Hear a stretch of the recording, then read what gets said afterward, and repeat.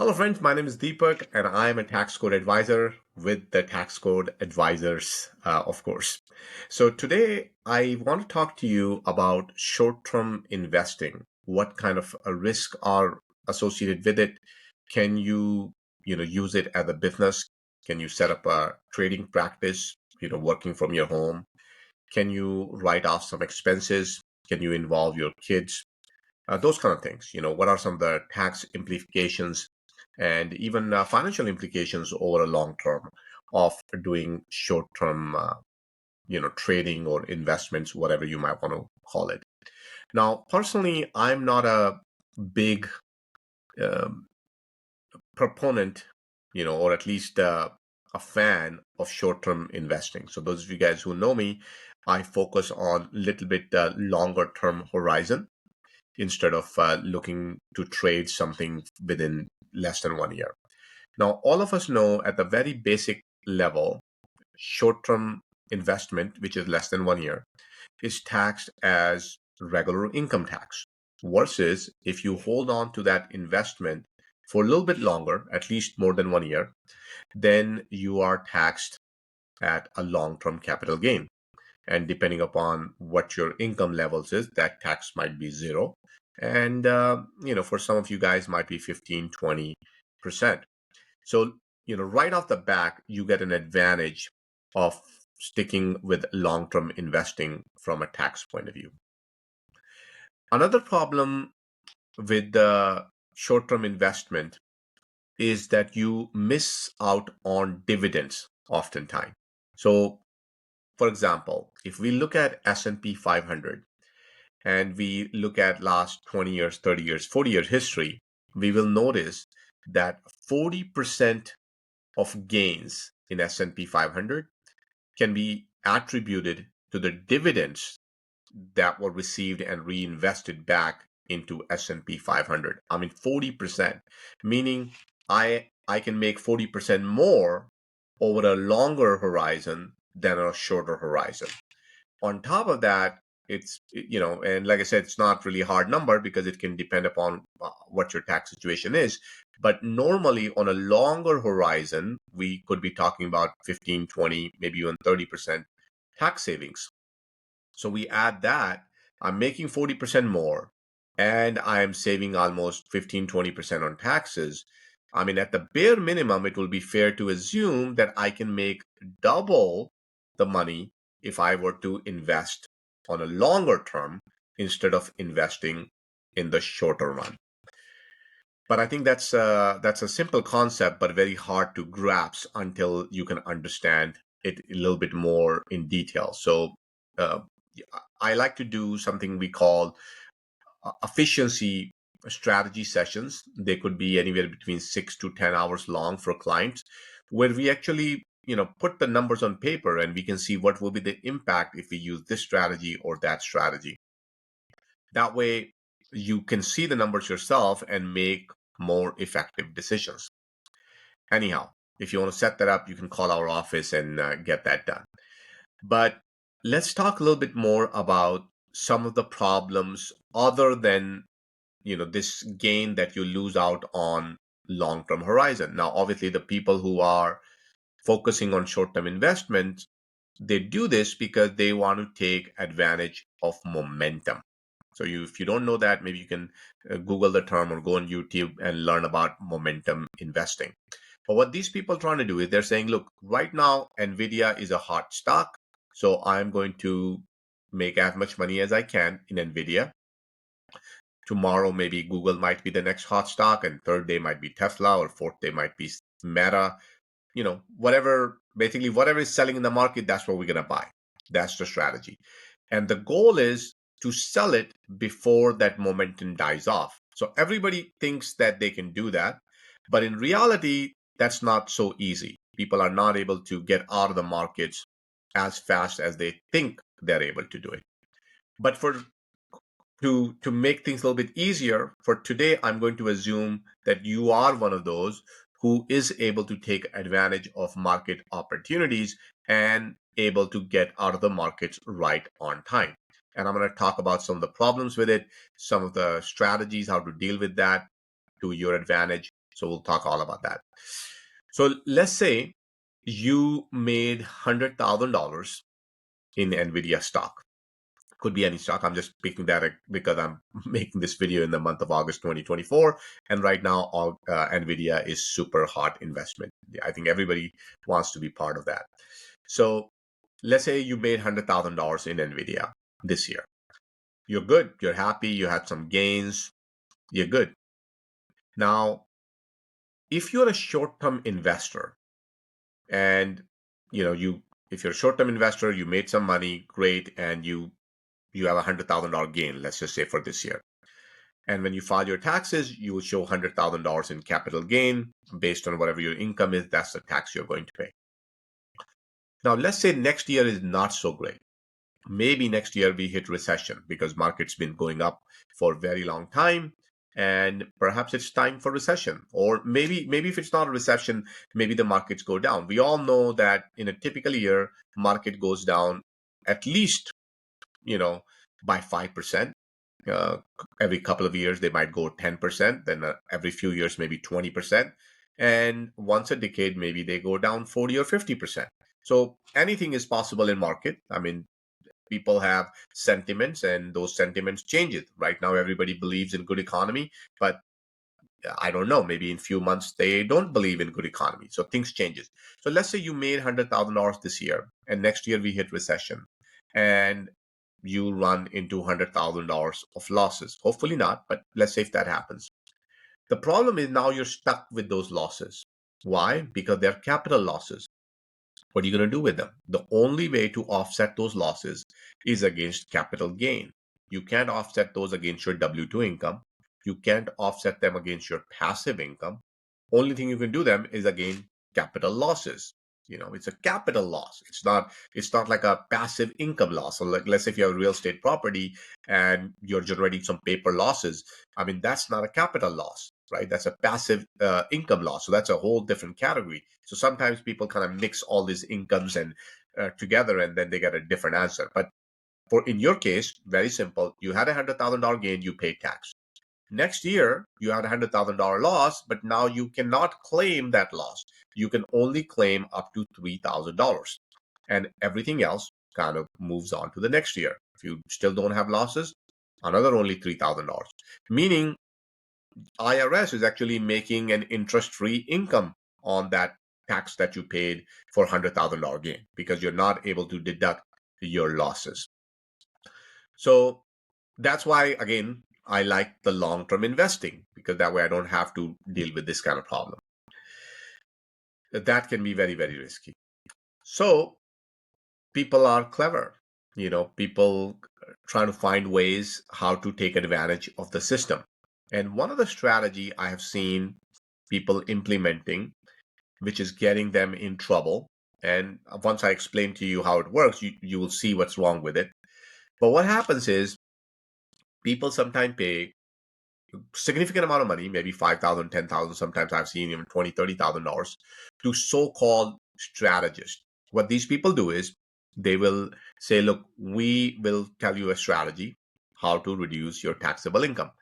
And a taxpayer thinks, oh, great. If this guy can save me $50,000, I don't mind paying him $5,000, $10,000, $20,000. And problem with that is these strategists are not the same person signing off your tax return. That means if something is wrong, then they are not at least on the hook. I mean, usually the taxpayer is the primary responsible, but the person who signs your tax return is also on the hook. So since they don't have to sign the tax return, they just have to tell you the advice. And if that advice doesn't come out in your favor, then guess what? You're on the hook. It's not like you can ask them to pay for penalties. So this is what these strategists are telling people. They're saying, look, you know what?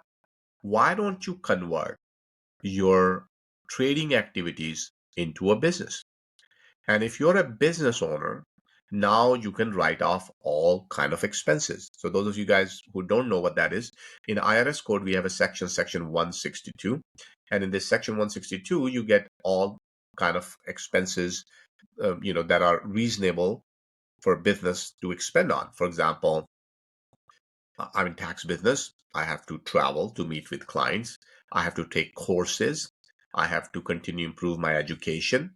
I have to, pay some fees for different kind of organizations that I'm part of. I have to take clients out. Sometimes we do lunches, events, all kind of stuff. I have to use computers. I have to use printers. I using a camera, cell phone, my car.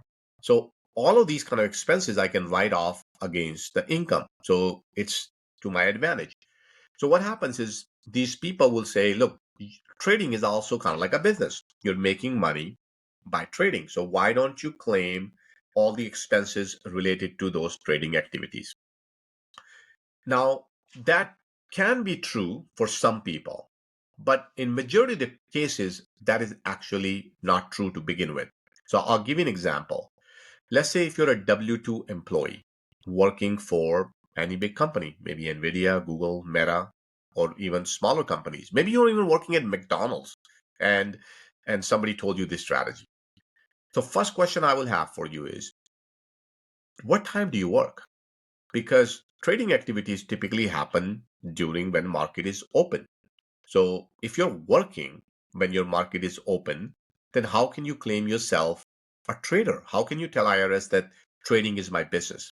So I think majority of the cases that come to my desk are eliminated just on that basic question. And when I ask them, they're like, "Oh, we didn't think about that." I'm like, if I was IRS, if I was the auditor now looking at your tax return and you claimed yourself as a trader and you're a W-2 job, I'll be like, "What the heck? How can this guy be a trader?" It's like an immediate red flag. So that's number one. Number two, how much trading are you really doing? Is it like once a day, once a week? How much are you doing? I mean, when you're in business, if let's just say if you own a car wash, you're going to spend a lot of time in car wash. You're going to be dealing with accounting, marketing, sales, operations, repairs, all kind of stuff. So question here again is, how much time are you actually spending doing trading? If you're working 40 hours, you want to tell me that you're working 40 hours in trading? Again, that'd be very hard to prove. How much money are you investing? Sometimes I see people investing maybe $10,000, $15,000 and think they became a trader. Not really. You need to have a significant capital investing in a trading business. So anyhow, all kind of rules. And I say this because IRS doesn't specifically say who is a trader and who is not a trader. So it's kind of like open for interpretation. So you might actually disagree with me and then obviously do this strategy. And then when IRS audits you, maybe you have to argue your case with them, explain to them why you think you are a trader. Oftentimes, they will probably win because of all the other reasons I just gave you. So because IRS doesn't specify who the trader is, that's why this is kind of open to interpretation and people making a mistake. Now, if you want to do this, there's a right way to do it. There are ways, proper ways, how you can take advantage of this. So the idea here is to be able to write off these expenses. That's the main idea, basically. That's why people are doing it. Okay, and we'll now before I go there, before I tell you how to do it right, let me show you some of the problems with the way people are doing. So when you report your capital gain income or capital gain losses, they are going on your Schedule D. The that's the form that you fill out to claim that income and expenses. And like I said, your losses are limited to only $3,000.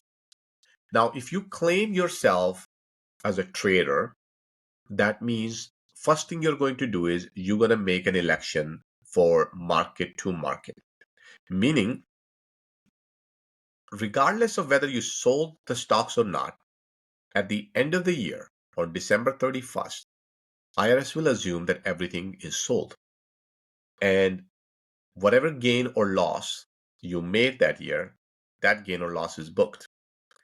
And next year, you start again. So once again, I run into a problem, what I said earlier, which is, those capital losses. How do you kind of deal with them? So that's problem number one. Another problem with that is expenses. So if you try to claim these expenses like your computer, your travel, your uniform, or whatever business expense you might be claiming, where are you going to claim? Are you going to claim them on Schedule D? Obviously not. You're going to claim them on Schedule C because you're going to tell an IRS that you are a business. You're going to put them on Schedule C. When you put them on Schedule C, that creates a whole different problem. Guess what? There is no income on Schedule C. only losses. And when there are only losses, IRS sees it as it's a hobby. This guy keeps losing money. And because it's a hobby, not in business, you can't claim the losses. So once again, another problem with that. So this strategy, although I see them on tax returns again and again, it doesn't really work. Doesn't make sense. Now, if you do want to do this strategy, then there are other ways to do it. So, for example, sometimes I will see people set up an LLC and they will start doing trading under that EIN number of LLC. And they'll say, hey, Deepak, now I'm a business because I have an LLC. And I'm like, I mean, that's what you're trying to do, but still, in a practical sense, you're still not a business. Doesn't really make sense because that is still a disregarded entity. Everything still flows to your tax return. You just wasted money on accounting and legal fees for setting up that LLC. Yeah, it doesn't make any sense at all. So that's completely wasted. If you are doing some good amount of business, meaning you're actually making money. I don't really recommend if you're losing money, by the way. If you're losing money, you better figure out another business that can make you money. So not a good strategy for losing money. But if you are making money with this, if you've cracked the code, if you know how to make some good money from it, this is the strategy I would set up. I'll probably use two entities instead of one. One might be, most likely be C Corp, but could be an S Corp as well. And another would be just a partnership. So in the partnership, it will be you and your C Corp. And that's where you do all your trading. And then what you do is now you're able to pay for expenses to your C Corp. So all the expenses goes to C Corp, and C Corps at the end, and you transfer some income. So when you sell stocks on trading activities, some of that income is transferred over. You might even pay the fees to the C Corp for managing. So you can do all that kind of stuff. Basically, idea is, let's say if you want to write off $10,000 in expenses, providing you have legit $10,000 expenses. You have them, you pay the C Corp for those 10,000 expenses. Income that comes up as at the it will be in your general ledger that will show up as an expense, so you decrease your taxable income, and the C Corp simply zeroes out. So that's the way you pay it. That way it doesn't show up on your Schedule C, and you can avoid the audit. Little complicated. I might have given you a little bit of a brain freeze, but the idea here is, and this was an example of how we deal with some of these, people who are actually making money. Sometimes they don't make money, but a lot of times they do make money, and they want to take advantage of all the other things, which is fine, but don't do it in a risky setting. Then comes, how do you structure those LLCs? How do you structure those C Corp? What's the operating agreements look like? What other things we can claim under? Like, it's a whole different thing. What other businesses we can do under it? So anyhow, that's how I would structure this business, and that's how you can potentially avoid a lot of trouble. So if you are doing a lot of trading and you want to, dig a little bit deeper into it, then let's do one-on-one, and we can talk more about that. If you have tax questions and you want to talk to me about those, or at least allow me to give you a general overview on that, then just send me a message on WhatsApp, or you can call us and share your question, and we'll try to make a video and post it on YouTube to get that answer to you. But if you have a specific question that's going to have an impact on your bottom line, then best thing to do is set up one-on-one consultation, and let's talk in person and see what kind of unique strategies we can come up for you or your business. All right. Once again, our website is taxcodeadvisors.com. You can reach out to me from there. And I do a lot of local events. So, you can go there, find the local events that I'm doing. Oftentimes, there at least one webinar typically. And then I always try to do one meetup in the local community as well. So I hope this information was helpful to you. If you have any questions, feel free to post them in the comment, and we'll talk more about those. All right. Thank you.